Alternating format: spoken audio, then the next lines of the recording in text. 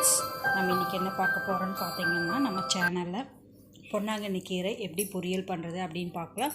இந்த பொன்னாங்கண்ணி கீரையோட பெனிஃபிட்ஸ் பார்த்திங்கன்னா, hair growth நல்லா ஆகும், கருன்னு கூந்தல் கருமையாக நல்லா வளரும், அதே மாதிரி ஐசைட் நல்லா இம்ப்ரூவ் ஆகும்.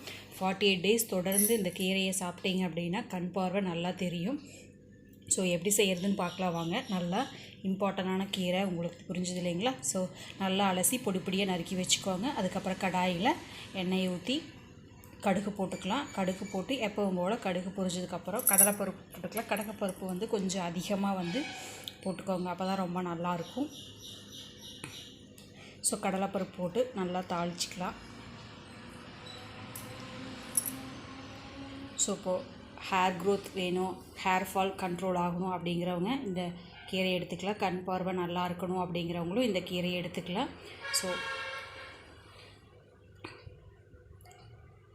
வெங்காயம் போட்டு நல்லா வணக்கி எடுத்ததுக்கப்புறம் கீரை எவ்வளோ இருக்குது உங்கள்கிட்ட அதை நல்லா வந்து போட்டு வணக்கிக்கோங்க.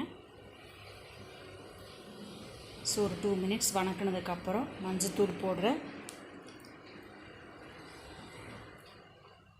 காரத்துக்கு நான் மிளகுத்தூள் போட்டிருக்கேன். இந்த தடவை மிளகாத்தூள் போடல, மிளகுத்தூள் போட்டிருக்கேன். சூப்பராக இருக்குது, செஞ்சு பாருங்கள்.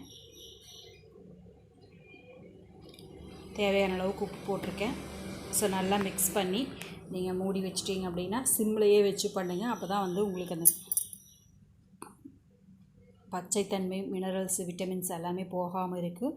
சிம்மில் வச்சு பண்ணிங்க. இதுவே வந்து உங்களுக்கு ஆவியில் வேக வச்சு இந்த மாதிரி கூட நீங்கள் நெய்யில் தாளித்து எடுத்துக்கலாம். நான் அடுத்த வீடியோ போடுறப்ப அந்த எப்படி செய்கிறது அப்படின்னு பார்க்குறேன். அப்படி செய்யும்போது 100% உங்களுக்கு வந்து விட்டமின்ஸ் அப்படியே இருக்கும். ஸோ இப்போ பார்த்திங்கன்னா நல்லா வெந்ததுக்கப்புறம் தேங்காய் பூ போட்டுக்கிட்டேன்.